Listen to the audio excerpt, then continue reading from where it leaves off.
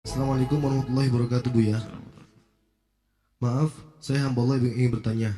Saya sudah berumah tangga 10 tahun dan sudah dikaruniai anak. Semenjak pandemi ini, keluarga saya benar-benar mengalami krisis ekonomi. Penghasilan saya merosot drastis. Hingga akhirnya, istri saya membantu dengan buat arisan. Namun uang tersebut akhirnya terpakai kami untuk kebutuhan sehari-hari. Kami menyesal dan sangat kalut dengan keadaan ini, Buya. Hingga akhirnya, istri saya diam-diam mencarikan saya lowongan kerja untuk saya dari para pria yang suka menggodanya. Dari situ, dia mulai komunikasi dengan satu orang yang yakin bisa membantu. Dia sering chatan dengan pria tersebut di belakang saya, hingga lama-kelamaan kebablasan. Pernah makan bakso bersama dengan pria tersebut dan mohon maaf, pernah pria tersebut kirim foto yang tidak pantas. Dan bahkan istri saya pernah video call sambil melakukan onani dengan pria tersebut. Istri saya seperti terkena pelet dengan pria itu, Buya. Saya kecewa berat dan bertengkar hebat dengan istri. Saat istri mengakui kesalahan-kesalahannya tersebut, istri saya pun bersumpah dengan Al-Quran tidak pernah berzina dengan pria itu. Saya masih sayang dengan istri saya, Buya. Saya maafkan dia dan dia bertobat, lalu kami coba melakukan ruqyah secara mandiri untuk istri saya sampai dia muntah darah. Yang ingin saya tanyakan, bagaimana cara kami melupakan kejadian pahit ini, Buya? Dan apa ayat Al-Quran yang bisa dipakai untuk menjaga istri saya dari pelet pria itu, Buya? Terima kasih, Buya, atas jawabannya. Ada beberapa permasalahan yang harus dihadirkan lalu disadari dalam pertanyaan. Yang pertama adalah jangan biasa menggunakan sesuatu yang bukan miliknya. Yaitu ngumpulin arisan dipakai. Karena dia jadi pengurus arisan. Coba dia ngurusi masjid, duit masjid dipakai. Coba dia jadi kiai atau ustadzah, ya duit pondok yang dipakai. Sebetulnya yang menjadi masalah adalah amanat sudah tidak ada lagi. Makanya selagi bukan milik Anda jangan dipakai. Amanat sudah selesai. Dalam keadaan apapun, pinjam ke orang, minta izin. Kalau ini kan tidak ada yang mencatat. Ada, nanti dibayarin. Apalagi kiai juga bisa begitu. Kiai ngasih gampang, tapi nanti ada bayarin. Nggak ingat. Bubar semuanya, duit pondok hilang, duit masjid hilang. Itu sebenarnya dari sifat jelek tadi, kisah Nabi Yusuf ini. Perlu kita itu hati-hati. Kalau selagi bukan miliknya jangan dipakai. Kebutuhan seperti apapun cari, pinjam dengan orang yang jelas, bukan dari duit yang jadi amanat. Percaya, ini yang bikin susah kebiasaan. Nah, ini kebiasaan mengambil sesuatu yang bukan miliknya itu menjadikan hidupnya nyunyuk. Karena ngambilnya kan gampang. Nggak usah pakai pinjam, nggak usah ngomong, pakai aja. Alasannya nanti insya Allah ada duit, nggak ada duit, habis. Ingat, selagi bukan milik kita, jangan diambil, jangan dipakai. Pastikan, sekecil apapun. Ada duit keleleran 500 rupiah, tidak, bukan milik saya. Anak kita pun kita ajari seperti itu. Makanan bukan milik saya. Saya tidak membiasakan seperti itu. Itu haram, tidak boleh. Hebat begitu. Tapi gara-gara membiasakan ini ya, seperti itu. Ini cambuk bagi dia sebetulnya. Untung yang diurusi hanya arisan satu. Coba 10 arisan. Coba jadi pejabat tinggi. Waduh, kacau. Mungkin punya pondok besar, kacau. Ini dicambuk oleh Allah masih kecil, ngurus satu arisan. Segera sadar. Maka kalau istri Anda mendengar, kalau tidak mendengar ya bukan Anda yang perlu kami nasihati. Kami nasihati istri Anda, semoga dia dengar. Nasihat kepada Anda ya sabar dan dididik. Ini nasihat pada istri Anda, barangkali istri Anda mendengar dan perdengarkan. Yang kedua, waspada seorang wanita berkomunikasi dengan laki-laki. Bahkan hati-hati, semakin laki-laki itu hebat, semakin mudah meruntuhkan keimanan Anda. Dia dengan kelembutannya, dengan kalimat yang luar biasa. Bahkan mungkin dia sudah berpetualang. Jadi gak terlalu buru-buru kadang-godanya. Kenapa? Dia sudah menggoda 10 wanita. Bahkan mungkin dia sudah dengan bermacam-macam kehinaannya. Sementara ini wanita ini mungkin biasa dengan suaminya di rumah, dengan baik-baik, normal, mulai berkomunikasi dengan orang luar. Ternyata dia lebih luas, dia lebih lembut, dan sebagainya. Hati-hati. Makanya syaitan yang paling besar di zaman ini adalah bukan ifrit lagi, tapi android. Bukan ifrit lagi. Itu yang dipegang. Itu yang menjadikan wanita komunikasi dengan laki-laki, naudzubillah. Nenek-nenek 63 tahun reuni SMA tahun 80, SMA tahun 82. Reuni ninggalkan anak cucunya. Masya Allah. Kakek-kakek. Masya Allah. Dengan kehinaan. Masya Allah. Hati-hati wahai para wanita khususnya. Jangan mudah berkomunikasi dengan laki-laki, ya, ada batasnya. Kalau harus berkomunikasi terbuka, suami tahu dan sebagainya, mungkin hajat dan sebagainya. Kalau sudah mulai mengajak sendiri-sendiri dan sebagainya, dan Anda sendiri kok ternyata mulai menyembunyikan komunikasi gitu, berarti ada syaitan di dalamnya. Kalimatnya sudah dibarengi dengan iblis.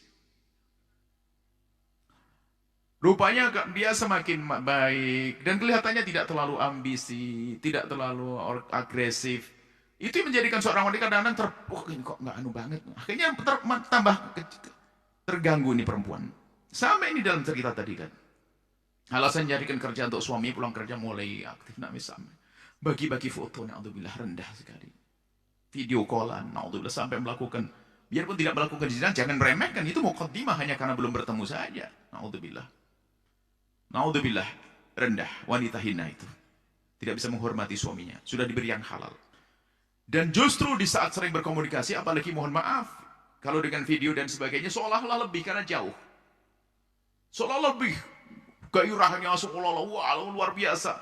Bahkan mungkin ada seorang wanita berkata, iya bu ya, di saat saya video callan sama seseorang, kenapa syahwat saya lebih besar daripada saya dengan suami saya? Iya, setannya ada di situ. Padahal kalau bertemu juga belum tentu. Na'udzubillah. Hati-hati, itu godaannya wanita. Anda jangan macam-macam. Itu suami Anda amanat. Anda khianat, dosa besar di hadapan Allah. Sampai melakukan yang demikian itu. Cari kesenangan dengan video call. Na'udzubillah, na'udzubillah, na'udzubillah. Orang lain rindu kepada orang lain, suaminya tidak dirindukan lagi. Kemudian setelah itu, ini yang harus segera dihindari juga. Jangan mengambing hitamkan pelet.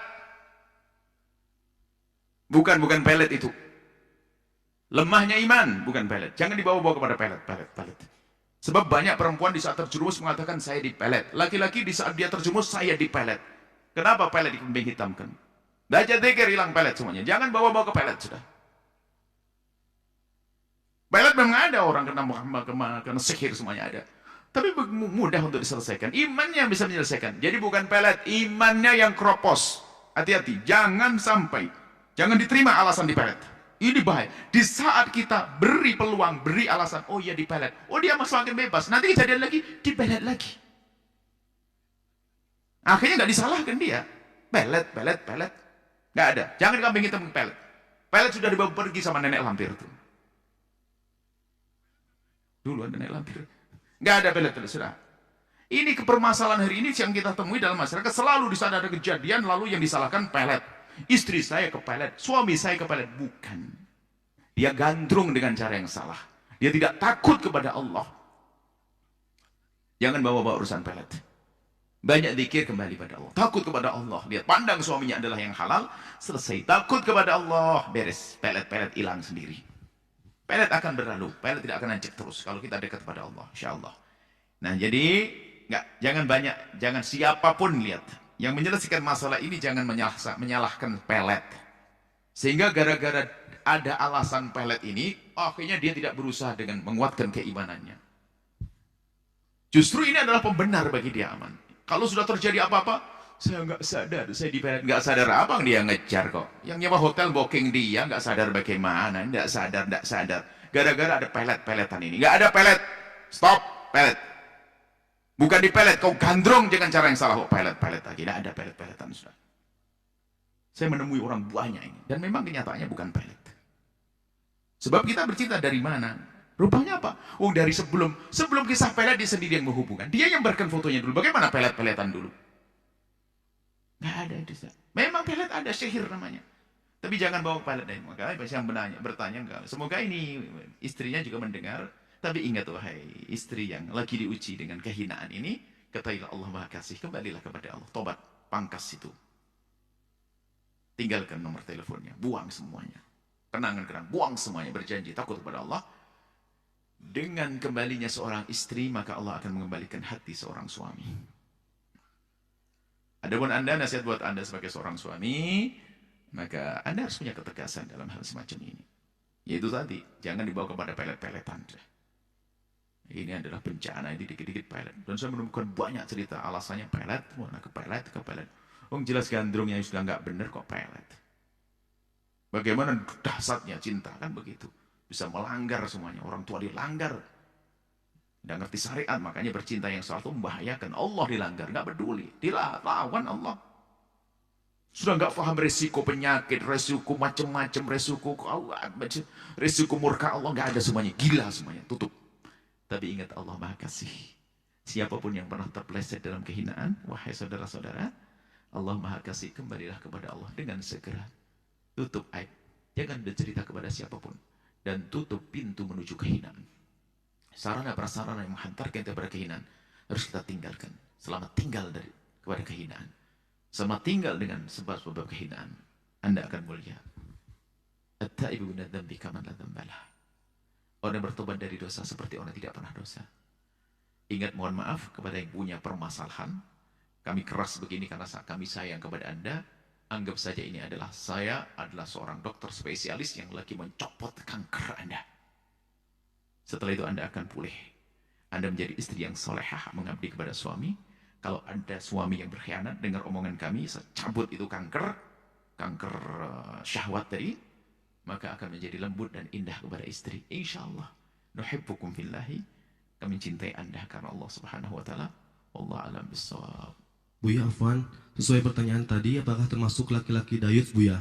Lalu terkait ayat Al-Quran yang bisa dipakai untuk menjaga dari pelet Buya? Baik, dayuth bisa jadi Anda masuk dayuth.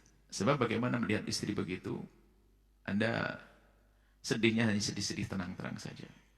Anda harus tampakkan bahwasanya dalam pada istri Anda bahwasanya Anda marah. Tapi marah Anda bukan marah brutal. Kalau dayuth Anda rendah. Atau Anda sebenarnya tidak dayuth, buktinya Anda berusaha untuk menyelesaikan masalah. Tapi ingat, jangan kembali kepada urusan pelet. Iman yang perlu dibenahi, nggak ada pelet. Bilang kepada istri, tidak ada pelet, no pelet, nggak ada pelet. Selesai. Ini gara-gara pelet, nanti nggak selesai. Bukan pelet. Itu bukan karena pelet, karena Anda tergoda atau dia menggoda. Syahwat, lihat bagaimana syahwat. Anda dibarengi dengan istilah cinta atau macam-macam bahasa. Itu adalah bahaya sekali, nggak? Jadi bisa jadi Anda dayuth jika Anda masih saja tenang-tenang saja, menganggap itu bukan masalah, Anda dayuth. Tapi kalau Anda ternyata gelisah, Anda sedih, kemudian Anda Anda berusaha, termasuk Anda bertanya seperti ini, maka Anda bukan dayuth. Tapi kalau sudah istri berlebihan, nggak benar, kok masih saja Anda terima, Anda dayuth. Maka biarkan dia dengan lepas, kemudian dia biar menikah, dia biar bersama kehancurannya. Karena dia memilih yang tidak baik, biasa begitu. Dan kadang unik, orang kalau sudah digobang kehinaan, seorang wanita punya masalah. Dia melakukan kehinaan dengan laki-laki. Kami duga adalah suaminya adalah suami yang, katanya apa? Suami yang memenuhi kebutuhan batinnya. Suami yang ganteng, bahkan jauh lebih ganteng daripada yang diajak berzina. Bahkan diajak berzina adalah hanya orang yang mengantarkan sesuatu, kulinya, suami yang tidak ada. Bayangkan seorang wanita yang terlihat mulia, punya suami mulia, dia melakukan kehinaan dengan orang yang biasa mengantarkan barang-barang keluar masuk rumahnya. Kehinaan, pelet-peletan, dipelet sama setan, itu maksudnya dibawa oleh setan. Tidak ya, adapun bacaan-bacaan Anda tidak usah bingung-bingung bacaan Anda. Dengar baginda Nabi, Anda akan terjauhkan daripada yang namanya santet, pelet, dan macam-macamnya dengan Anda tidur kalau bisa dengan air wudhu. Jangan lupa membaca yang diajarkan Nabi, Qul a'udzu birabbil falaq, Qul a'udzu birabbin nas. Kemudian baca ayat kursi. Kemudian Anda tiupkan di tangan Anda usapkan di wajah dan badan Anda. Setelah itu Anda tidak usah mikir tentang sihir. Ada yang berkata, Buya saya baca kok, saya masih kena sihir. Karena kamu lebih percaya kepada tukang sihirnya daripada kepada Rasulullah. Kalau sudah baca begitu masih kepikiran. Kalau sudah baca ya yakin, aman, tidak usah mikir-mikir. Lalu sudah baca masih kepikiran. Baca yakin, bukankah ini resep dari Rasul? Masa resep dari Rasul kalah sama resepnya Pak Dukun? Resep dari Rasul harus kita yakini, tidak usah. Yakin, baca Qul a'udzu binas, ayat kursi, selesai. Bismillah. Dan juga setelah itu, kalau kena manusia, Nabi aja kena sihir. Paling hanya pusing sesaat, kaget sesaat, selesai. Nggak akan sampai merasuk ke dalam diri Anda. Itu kan pendidikan dari Nabi. Insya Allah ya. Semoga dijaga semuanya. Dijaga oleh Allah semuanya ya. Nuhibbukum, mohon maaf kadang-kadang saya keras itu. Karena saya cemburu, betul saya cemburu kalau ada wanita muslimah dihinakan. laki-laki muslim yang ternyata menghinakan wanita. Saya juga sedih. Sehingga kadang keras ini cambuk, ini penting. Nuhibbukum fillah, kami cintai Anda semua karena Allah. Wallahu a'lam bishawab.